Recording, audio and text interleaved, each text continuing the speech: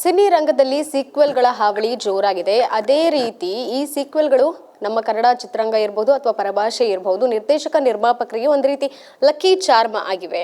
ಸದ್ಯಕ್ಕೆ 6 ವರ್ಷಗಳ ಹಿಂದೆ ಅಂದರೆ 2018ರಲ್ಲಿ ರಿಲೀಸ್ ಆಗಿದ್ದಂತಹ ಟಾಪ್ ನಾಚ್ ಸಿನಿಮಾ ಅಯೋಗ್ಯ, ಇದೀಗ ಅದರ ಸೀಕ್ವೆಲ್ ಬರ್ತಿದೆ.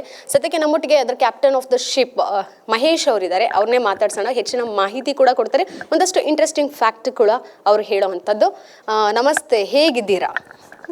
ತುಂಬ ಚೆನ್ನಾಗಿದ್ದೀನಿ. ಸಿನಿಮಾ ಅನೌನ್ಸ್ ಆಗಿದೆ, ಖುಷಿ ಇದೆ, ಭಾಳಲ್ಲಿ ಒಂದು ಉತ್ಸಾಹ ಇದೆ, ಅಷ್ಟೇ ಹೇಳಕ್ಕೆ ಇಷ್ಟಪಡ್ಬೋದು. ಓಕೆ, ಈ ಸೀಕ್ವೆಲ್ ಅನ್ನುವಂಥದ್ದು ನಿಮಗೆ ಗೊತ್ತಿರೋ ಹಾಗೆ ಒಂದು ರೀತಿ ಲಕ್ಕಿ ಚಾರ್ಮ್ ಕೈ ಹಿಡಿತಾ ಇದೆ ಎಲ್ಲ ನಿರ್ದೇಶಕ ನಿರ್ಮಾಪಕರು ಇರ್ಬೋದು, ಆರ್ಟಿಸ್ಟ್ಗಳಿರ್ಬೋದು. ಈ ಕಥೆನ ನೀವು ಮುಂಚಿತವಾಗಿ ಏನಾದರೂ ಪ್ಲ್ಯಾನ್ ಮಾಡ್ಕೊಂಡಿದ್ರೆ ಸೀಕ್ವೆಲ್ ಮಾಡಬೇಕು ಅಂತ, ಅಥವಾ ಇತ್ತೀಚೆಗೆ ಏನಾದರೂ ನಿಮ್ಗೆ ತಲೆಗೆ ಬಂದಿದ್ದ?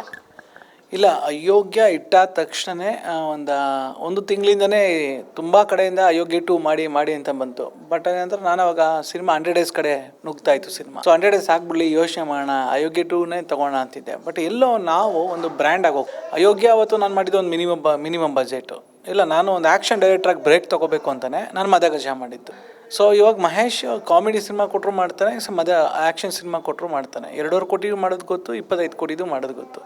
ಸೊ ಈ ಬ್ರ್ಯಾಂಡ್ ಸೃಷ್ಟಿ ಮಾಡ್ಕೋಬೇಕು ಅಂತಲೇ ನಮ್ಮನ್ನು ಬ್ರೇಕ್ ತೊಗೊಂಡು ಮದಗಜನ ಹೇಗೇನೆ ಅಯೋಗ್ಯ ಕಮ್ ಬ್ಯಾಕ್ ಅದೇ. ಅದಕ್ಕೆ ನಂಬರ್ 1 ಹೈಯೆಸ್ಟ್ ಟೆಲಿಕಾಸ್ಟ್ ಆಗಿರುವಂಥ ಸಿನಿಮಾ ಅಯೋಗ್ಯ, 2000 ನಂತರ ರಿಲೀಸ್ ಆಗಿರೋ ಸಿನಿಮಾಗಳಲ್ಲಿ. ಆ್ಯಂಡ್ ಹೈಯೆಸ್ಟ್ TRP ಇರೋದು ಅಯೋಗ್ಯನೇ. ಸೊ ನಾವೇನು ಮಾಡ್ದೋ, ಸ್ವಲ್ಪ ಜನ ಮರೀಲಿ ಈ ಸಿನಿಮಾನ, ಮರೆದಾಗಷ್ಟೇ ಅಶ್ವು ಸ್ಟಾರ್ಟ್ ಆಗುತ್ತೆ ಗೊತ್ತಾ.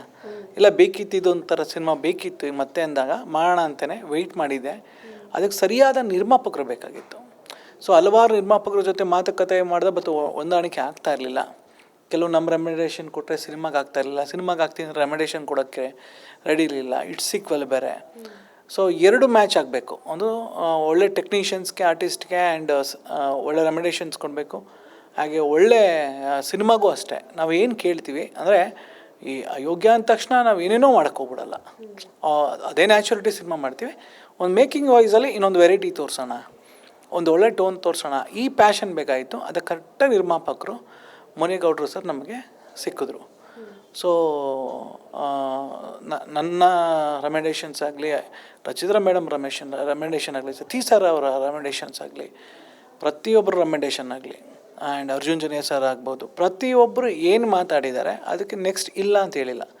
ಅವ್ರಿಗೆ ಈ ಸಿನಿಮಾ ಬೇಕಾಯಿತು. ನಾನು ಹಳ್ಳಿ ಸೊಗಡಿಯಿಂದ ಬಂದಿರೋಂಥ ನಾನುವೇ. ಸೊ ನನಗೆ ಈ ಥರ ಒಂದು ಸಿನಿಮಾ ಮಾಡಬೇಕು ಅಂತ ನೋಡಿದಾಗೆ ಅಂದ್ಕೊಂಡಿದ್ದೆ. ಬಟ್ ನನಗೆ ಒಳ್ದು ಬಂದಿದೆ, ನಾನು ಮಾಡ್ತೀನಿ, ನನ್ನ ಕಾನ್ಫಿಡೆನ್ಸ್ ಇದೆ. ಅಂದರೆ ಅದೇ ರೀತಿ ಇದಕ್ಕೆ ಒಳ್ಳೆ ವ್ಯಾಪಾರ ಇದೆ. ಡಿಜಿಟಲ್ ಎಡ್ಸ್ ಆಗ್ಬೋದು, ಥಿಯೇಟ್ರಿಕಲ್ ಒಳ್ಳೆ ರೆಸ್ಪಾನ್ಸ್ ಇದೆ. ನಾನು ಬಿಟ್ಟಂಥ ಒಂದು 15 ನಿಮಿಷದ್ದು 3 ನಿಮಿಷ ಒಂದು ವೀಡಿಯೋಗೆ ಅವ್ರು 15 ಲಕ್ಷ ಖರ್ಚು ಮಾಡಿದ್ದಾರೆ. ಇಲ್ಲ ಸರ್, ನಾನು ಈ ಥರ ಒಂದು ಪ್ಯಾಷನೇಟಾಗಿ ತೋರಿಸ್ಬೇಕು, ಒಂದು ರೆಡ್ ಸ್ಯಾರಿಲಿ ಮೇಡಮ್ ಹಿಂಗೆ ಕಾಣಬೇಕು, ರಚಿತಾ ಮೇಡಮ್ ಸರ್ ಹಿಂಗೆ ಒಂದು ಕುರ್ತಾದಲ್ಲಿ ಬರಬೇಕು, ಒಂದು ಇಂಥ ಬೆಂಜ್ ಕಾರಲ್ಲಿ ಇಳಿಬೇಕು, ರೇಂಜ್ ರೋವರಲ್ಲಿ ಇಳಿಬೇಕು, ನೀವು ಇಳಿಬೇಕು, ಇದೇ ರೀತಿ ಒಂದು ಪ್ಲ್ಯಾನ್ಸ್ ಮಾಡಿದೆ. ಇದೊಂದು ಅನೌನ್ಸ್ಮೆಂಟ್ ಮಾಡಬೇಕು ಅಂದರೆ ಸುಮ್ಮನೆ ಒಂದು ಸ್ಟೇಟ್ಮೆಂಟ್ ಕೊಡ್ಬೋದಾಯಿತು, ಅಯ್ಯೋ ಮಾಡ್ತಾಯಿದ್ವಿ ಅಂತ. ಇಲ್ಲ, ಅದನ್ನು ಎಲಿವೇಟ್ ಮಾಡಬೇಕು ಅಂತಲೇ ಇದೆಲ್ಲ ಪ್ಲ್ಯಾನ್ ಮಾಡಿದೆ. ಎಲ್ಲ ಕೂಡಿ ಬರಬೇಕು ಅಂತ ಹೇಳ್ತಾರಲ್ಲ. ಸೊ ನನಗೆ ಆರ್ಟಿಸ್ಟು ಅನ್ನೋದು ವೆರಿ ಇಂಪಾರ್ಟೆಂಟ್, ಮೈನ್ ಆರ್ಟಿಸ್ಟ್. ಅದರಲ್ಲಿ ಸತೀಶ್ ಸರ್ ಆಗ್ಬೋದು ಆ್ಯಂಡ್ ರಚಿತಾ ಮೇಡಮ್ ಆಗ್ಬೋದು. Combination very important. ನಾನು ಅವ್ರು 3 ಜನ ಕಾಂಬಿನೇಷನ್ ಇಂಪಾರ್ಟೆಂಟ್. ಇವಾಗ ಪ್ರೊಡ್ಯೂಸರ್ ಹೊಸಬ್ರೇ ಆಗಿರ್ಬೋದು, ಬಟ್ ಸತೀಶ್ ಸರ್ ಆಲ್ರೆಡಿ 2 ಸಿನಿಮಾದಲ್ಲಿ ಬ್ಯುಸಿ ಇದ್ದಾರೆ, ತಮಿಳಲ್ಲೂ ಬ್ಯುಸಿ ಇದ್ದಾರೆ. ರಚಿತಾ ಮೇಡಮು ಸುಧಾ ಅಷ್ಟೇ.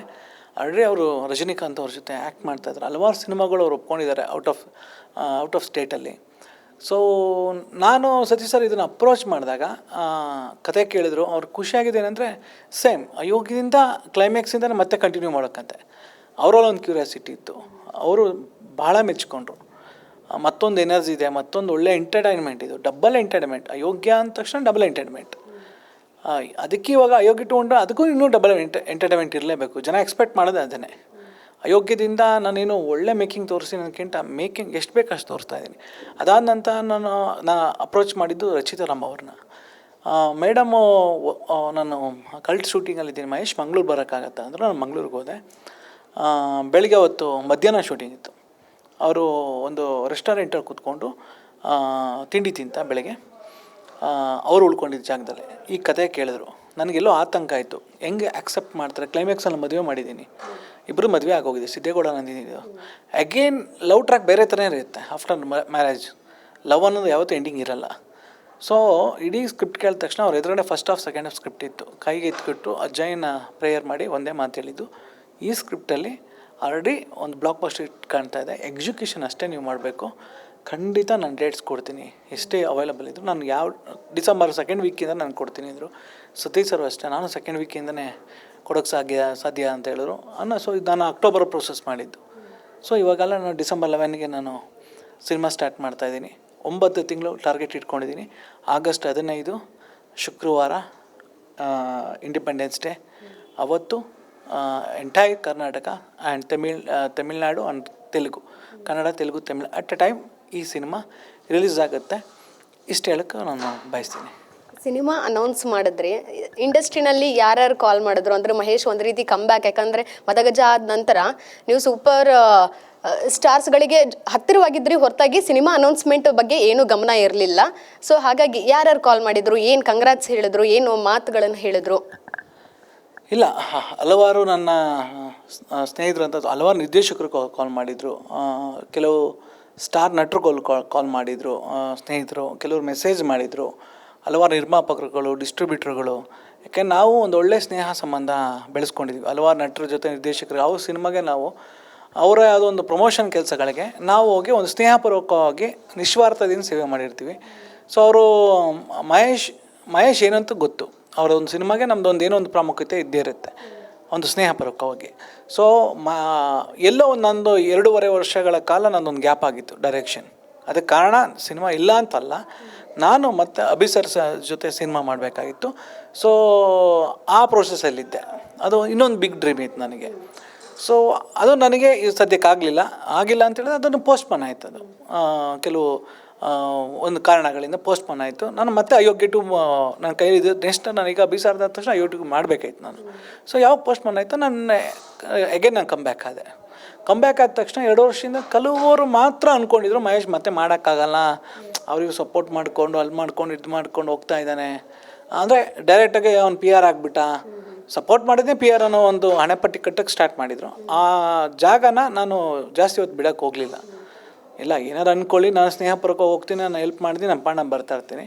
ಬಟ್ ಡೈರೆಕ್ಷನ್ ಅನ್ನೋದು 10 ಕೊಟ್ಟೋ ಬದಲು ಒಂದು ಮುತ್ತು ಕಟ್ಟಬೇಕು ಅಂತ ಬಂದಿರೋದು. ನಾನೆಲ್ಲೋ ಇವತ್ತು ಹಣನೇ ಸಂಪಾದನೆ ಮಾಡಬೇಕು ಅನ್ನೋ ಹೊರಟಿದ್ರೆ, ನಾನು ಯಾವುದೋ ಶುಗರ್ ಫ್ಯಾಕ್ಟ್ರಿಲಿ ಇವತ್ತಿಂದು 25-30 ರೂಪಾಯಿ ಸಂಬಳ ತೊಗೊಂಡು 1-2 ಮಕ್ಕಳು ಮಾಡಿಕೊಂಡು ಆರಾಮಾಗಿ ನನ್ನ ಪಾಣ ಜೀವನ ಸಾಗಿಸ್ಬೋದಾಯಿತು. ನಾನು ಹಳ್ಳಿ ಬಿಟ್ಟು ಇಲ್ಲಿ ಬಂದಿದ್ದೆ ಒಳ್ಳೆ ನಿರ್ದೇಶಕನಾಗಬೇಕು, ಒಳ್ಳೆ ಸಿನಿಮಾ ಕೊಡಬೇಕು. ರೆಸ್ಟ್ ಆಫ್ ಲೈಫ್ ನಾನು ನನ್ನ ಊರಿಗೆ ಹೋದಾಗ ನಾನು 10 ಸಿನಿಮಾ ಮಾಡಿರಲಿ, 5 ಸಿನಿಮಾ ಮಾಡಿರಲಿ, ನನ್ನ ಸಿನಿಮಾ ನಾನು ಟಿ ವಿಲೋ ಅಥವಾ ನನ್ನ ಯಾವುದೋ ಅಮೆಝಾನ್ ಪ್ರೈಮಲ್ಲಿ ನೋಡ್ಕೊಂಡಾಗ ನಾನು ಸಿನಿಮಾ ನೋಡಬೇಕು, ಎಲ್ಲರೂ ಹೋದಾಗ ಅದ್ರ ಬಗ್ಗೆ ಮಾತಾಡಬೇಕು. ಏನು ಗುರು ಆ ಪಿಕ್ಚರ್ ಮಾಡಿದೆ, ಡಬ್ಬಾ ಪಿಕ್ಚರು ಅಂದರೆ ನಾನೇನು ಅಲ್ಲಿಂದ ಬಂದು ಎಲ್ಲ ಸ್ಯಾಕ್ರಿಫೈಸ್ ಮಾಡಿ ತಂದೆ ಕಳ್ಕೊಂಡು ಎಲ್ಲ ನೋವುಗಳ ಮಧ್ಯದಲ್ಲಿ ನಾವು ಏನು ಅಚೀವ್ ಮಾಡ್ದಂಗಾಯಿತು. ತ್ರಿಶಂಕು ಸ್ಥಿತಿಗೆ ಮತ್ತೆ ನಾವು ತಲುಪ್ತೀವಿ. ಅದ್ರ ಬದಲು ಯಾರ ಮಾತಿಗೂ ನಾವು ತಲೆ ಕೆಡಿಸ್ಕೊಳ್ಳೋದಿಲ್ಲ. ಇವತ್ತಿಗೂ ಎಷ್ಟೋ ಜನ ನಮಗೆ ಉರಿತಾರ ಫೈರ್ ಅಂತೇನು ಹೇಳ್ತೀವಿ ಗೊತ್ತಾ, ಅದನ್ನು ಟ್ಯಾಲೆಂಟ್ ಅನ್ಬೋದು, ಅಟಾಚಲ ಅನ್ಬೋದು. ಅದಕ್ಕೆ ಎಷ್ಟೋ ಜನ ನೀರು ಹಾಕೋಕ್ಕೆ ಪ್ರಯತ್ನ ಮಾಡ್ತಾರೆ. ಅದು ಅವ್ರು ಹಾಕಿರೋ ನೀರು ಆಗ್ಬೋದು, ನಮ್ಮಷ್ಟು ಬರೋದು ಪೆಟ್ರೋಲ್ ಆಗಿರುತ್ತೆ, ಮತ್ತು ಅದು ಜಾಸ್ತಿ ಆಗುತ್ತೆ. ಸೊ ಈ ಒಂದು ಆ್ಯಟಿಟ್ಯೂಡ್ಗಳು ಅಂದರೆ ಪಾಸಿಟಿವ್ ಆ್ಯಟಿಟ್ಯೂಡು, ಪಾಸಿಟಿವ್ ಯೋಚನೆಗಳು ಮಾಡಿಕೊಂಡೇ ಈಗ ಹೋಗ್ತಾಯಿದ್ದೀನಿ. ಅದರ 3ನೇದು Ayogya, Madagaja and Ayogya 2 very important cinema. ಎಲ್ರಿಗೂ ಎಷ್ಟು ಇಂಪಾರ್ಟೆಂಟ್ ಅದು 10 ಪಟ್ಟು ನನಗಿದೆ. ನಾನು ಪ್ರೂವ್ ಮಾಡ್ಕೋಬೇಕಾಗಿದೆ. ಸೊ ನನ್ನ ಸರ್ವೈಬಿಲಿಟಿ, ನನ್ನ ಸಕ್ಸಸ್ಸು, ನನ್ನ ಆಡಿಯನ್ಸ್ ಎಲ್ಲೇ ಹೋದಾಗೂ ಮಟನ್ ಕ್ಯಾರೆಕ್ಟ್ರು, ಬೆಣ್ಣೆ ಕ್ಯಾರೆಕ್ಟ್ರು, ಹಲವಾರು ಸೀನ್ಗಳು ಅವ್ರಿಗೆ ನೆನಪಿದೆ. ಸೊ ಇದು ಮಾಡ್ತಾರೆ. ನನಗೆ ರೆಸ್ಪಾನ್ಸ್ ಆತಂಕ ಸ್ಟಾರ್ಟ್ ಆಗಿದೆ ಮೊನ್ನೆ ನಾನು ವಿಡಿಯೋ ಬಿಟ್ಟ ಮೇಲೇ. ಸಿಕ್ಕಾಪಟ್ಟೆ ವೈರಲ್ ಆಯಿತು. ಕಾಮೆಂಟ್ ಬಾಕ್ಸ್ ಅಂತೂ ಎಕ್ಸ್ಟ್ರಾರ್ಡ್ನರಿ. ಸೊ ವೇಟಿಂಗ್ ಈ ಮೂವಿಗೆ ಅಂತ ಮರ್ತಿಲ್ಲ. ಒಬ್ಬ ನಿರ್ದೇಶಕನಿಗೆ ಎಷ್ಟು ಖುಷಿ ಆಗುತ್ತೆ ಅಂದರೆ, ಈಗ ನಾನು ಮೊನ್ನೆ ಒಂದು ಹೋಟೆಲ್ಗೆ ಹೋಗ್ತೀನಿ. ಈ ಫುಟ್ಪಾತ್ ಸೈಡೆಲ್ಲ ನಾವು ಆಗ ಊಟ ತಿಂತಾ ಇರ್ತೀನಿ. ನೈಟ್ ಟೈಮ್ ಲೇಟ್ ಆಯಿತು ಅಂದಾಗ ಒಂದು ಫ್ಯಾಮಿಲಿ ಊಟ ಮಾಡ್ತಾ ಇರ್ತಾರೆ. ಅಂದರೆ ಇಡ್ಲಿ ತಿಂತಾ ಇರ್ತಾರೆ. ನಾನು ಇಡ್ಲಿ ತಗೋತೀನಿ, ನಮಸ್ಕಾರ ಸರ್ ಅಂತಾರೆ. ಅದಾದ ತಕ್ಷಣ ನಾನು ಬಿಲ್ ಕೊಡೋಕ್ಕೆ ಹೋಗ್ತೀನಿ. ನಾನು ಬಿಲ್ ಕೊಟ್ಟಿದ್ದೀನಿ ಸರ್ ಅಂತಾರೆ. ನೀವೇ ಕೊಡೋಕೆ ಹೋದ್ರೆ, ಇಲ್ಲ ಸರ್ ನಾನು ಅಯೋಗ್ಯನ 4-5 ಸಲ ಸಿನಿಮಾ ನೋಡಿದ್ದೀನಿ, ನನಗೆ ಎಂಟರ್ಟೈನ್ಮೆಂಟ್ ಮಾಡಿದ್ದೀರಾ, ನಾನು ಇವತ್ತೆಲ್ಲ ಬೆಂಗಳೂರಲ್ಲೆಲ್ಲ ಕರ್ಕೊಂಡು ಬಂದೆ. ಬಟ್ ನನ್ನ ನೆಚ್ಚಿನ ನಿರ್ದೇಶಕನಿಗೆ ಮತ್ತು ನನ್ನ ಎಂಟರ್ಟೈನ್ಮೆಂಟ್ ಮಾಡಿದಂಥ ನಿರ್ದೇಶಕನಿಗೆ ನಾನು ಇದು ತುಂಬ ಸಣ್ಣದು ಸರ್ ಅಭಿಮಾನ ತೋರಿಸೋದು ಅಂದರು. ಇಸ್ ಓಕೆ ಅಂದೆ. ಇಲ್ಲ ಸರ್ ಅವತ್ತು ಒಬ್ಬರು ಸಿನಿಮಾ ನೋಡಿದ್ದು ಅಯೋಗ್ಯನ, ಈಗ ನಂಗೆ 2 ಮಕ್ಕಳಿದ್ದಾರೆ 6 ವರ್ಷದಲ್ಲಿ. ಹೆಂಡ್ತಿನ 4 ಜನ ನೋಡ್ತೀವಿ ಸರ್ ಅಯೋಗ್ಯ ಟೂನ. ಅಂದರೆ ನಂಗೆ ಟಿಕೆಟ್ ತ್ರಿಬಲ್ ಆಯ್ತು ಈಗ ಅಲ್ವಾ. ಅವತ್ತು ಅವ್ನು ಬ್ಯಾಚುಲರಾಗಿ ಒಬ್ಬರು ನೋಡಿದರು, ಈಗ 3 ಜನ. ಈ ಥರ 6 ವರ್ಷದಲ್ಲಿ ಬದಲಾವಣೆಗಳಾಗಿದೆ, ಎಕ್ಸ್ಪೆಕ್ಟೇಷನ್ ಇದೆ. ನಾನೇನೋ ಮಾಡೋಕ್ಕೆ ಕೊಡ್ರೆ ಆಗಲ್ಲ. ನಾನು ಮಾಡ್ತಾ ಇರೋದೇ ಡಬಲ್ ಎಂಟರ್ಟೈನ್ಮೆಂಟ್. ವೆರಿ ನ್ಯಾಚುರಲಿನ ಅಲ್ಲಿ ನಡೆದಂಥ ಘಟನೆಗಳ ಮತ್ತೆ ನಾನು ವಾಪಸ್ ತೊಗೊಂಬರ್ತೀನಿ.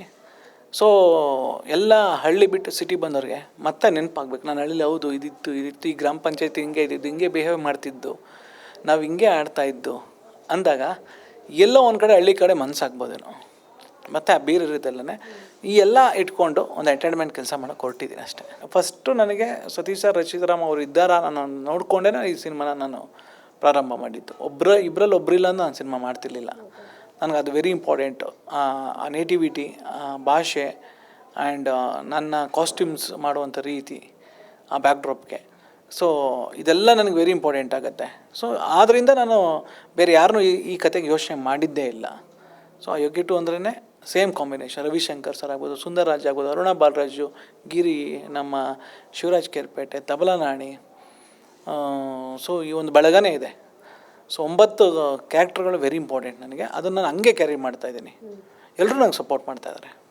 ಲ್ಯಾವಿಶ್ ಬಜೆಟ್ನಲ್ಲಿ ಸಿನಿಮಾ ಬರ್ತಿದೆ, ರೆನ್ಯುಮರೇಷನ್ ಕೂಡ ಅದೇ ರೀತಿ ಇರುತ್ತೆ ಅಂತ ಹೇಳಿದ್ರಿ. ಎಲ್ಲೋ ಒಂದು ಕಡೆ ನಾನು ಕೇಳ್ಪಟ್ಟೆ, ರಚಿತಾರಾಮ್ ಅವರು ಫಾರ್ ದ ಫಸ್ಟ್ ಅಂದರೆ ಕನ್ನಡ ಚಿತ್ರರಂಗದಲ್ಲೇ ಲೇಡಿ ಸೂಪರ್ ಸ್ಟಾರ್ ಅನ್ನೋಂಥ ಒಂದು ಪಟ್ಟ ನೀವು ಕೊಟ್ಟಿದ್ದೀರಾ. ಜೊತೆಗೆ ಅದೇ ತಕ್ಕ ಹಾಗೆ ರೆನ್ಯುಮರೇಷನ್ ಕೂಡ ಅವ್ರಿಗೆ 1 ಕೋಟಿ ಕ್ರಾಸ್ ಆಗಿದೆ ಅನ್ನೋ ರೀತಿ ಕೇಳ್ಪಟ್ಟಿದ್ದೀನಿ. ನಿಜ ಅಂತ ನಾವೇನೇ ಹೇಳ್ಬಿಟ್ರೆ ಟ್ಯಾಕ್ಸ್ ಆಫೀಸರ್ ಸುಮ್ಮನೆ ಹಿಂಸೆ ಕೊಡ್ತಾರೆ, ನಮಗೆ ಬೇಡ ಅದು. ಏನಂದರೆ ಖಂಡಿತ ಒಂದಂತೂ ಹೇಳಕ್ಕೆ ಇಷ್ಟಪಡ್ತೀನಿ, ಇವತ್ತು 10 ವರ್ಷಗಳ ಕಾಲ ಸಕ್ಸಸ್ಫುಲ್ ಹೀರೋಯಿನ್ ಆಗಿ ನಂಬರ್ 1 ಸ್ಥಾನದಲ್ಲಿ ಬೆಳೀತಾ ಇದ್ದಾರೆ ಆ್ಯಂಡ್ ಮೆರೀತಾ ಇದ್ದಾರೆ ನಮ್ಮ ರಚಿತಾ ಮೇಡಮ್ ಅವರು. ಅವ್ರಿಗೆ ಸಲ್ಲಬೇಕಾದಂಥ ಒಂದು ಗೌರವ ಅಂತ ಹೇಳಿದ್ರೆ ಸ್ಯಾಂಡಲ್ವುಡ್ ಲೇಡಿ ಸೂಪರ್ ಸ್ಟಾರ್ ಅನ್ನೋ ಪದ ಅವ್ರಿಗೆ ಅರ್ಹರು, ಅದಕ್ಕೆ ತಲುಪಿದೆ. ಆಮೇಲೆ ನೀವೇನು ಹೇಳ್ತಾರೆ ರೆಕಮೆಂಡೇಷನ್, ಅದು ಅವ್ರಿಗೆ ತಗೊಳ್ಳುವಂಥ ಒಂದು ಎಲ್ಲ ಹೆಬಿಲಿಟಿನಿದೆ. ನಾನು ತಗೊಂಡಿರ್ಬೋದು ಅಂತಂದು ನನಗೆ ಗೊತ್ತಿಲ್ಲ ಅಯೋಗ್ಯ 2ಗೆ ಎಷ್ಟು ತೊಗೊಂಡ್ರು ಅಂತ. ಒಳ್ಳೆ ರೆಕಮೆಂಡೇಷನ್ ತೊಗೊಂಡಿದ್ದಾರೆ ಅಂತ ನಾನು ಹೇಳೋಕ್ಕೆ ಇಷ್ಟಪಟ್ಟು ಬಿಡ್ತೀನಿ. Thank you so much. ನಿಮ್ಮ ಸಿನಿಮಾಗೆ ಆಲ್ ದ ಬೆಸ್ಟ್. ಮುಹೂರ್ತ ಕೂಡ ಇನ್ನೇನು ಬುಧವಾರ ಆಗ್ತಿದೆ ಅಂತ ಹೇಳಿದ್ರಿ. ಸೊ ಧಾಮ್ ಧೂಮ್ ಅಂತ ಮಾಡಿ. Thank you. ನಿಮ್ಮೆಲ್ಲರೂ ಸಪೋರ್ಟು ಆಶೀರ್ವಾದ ಇರಲಿ ಅಂತ ಕೇಳ್ಕೊತೀನಿ. Thank you so much. ಇದಿಷ್ಟು ನಮ್ಮ ವರ್ಸಟೈಲ್ ನಿರ್ದೇಶಕ ಮಹೇಶ್ ಕುಮಾರ್ ಅವರ ಮಾತಾಗಿತ್ತು. ಕ್ಯಾಮ್ರಾಮನ್ ಅಭಿಷೇಕ್ ಜೊತೆ ಕೀರ್ತಿ ಪಾಟೀಲ್, ಸಮಯ ನ್ಯೂಸ್, ಬೆಂಗಳೂರು.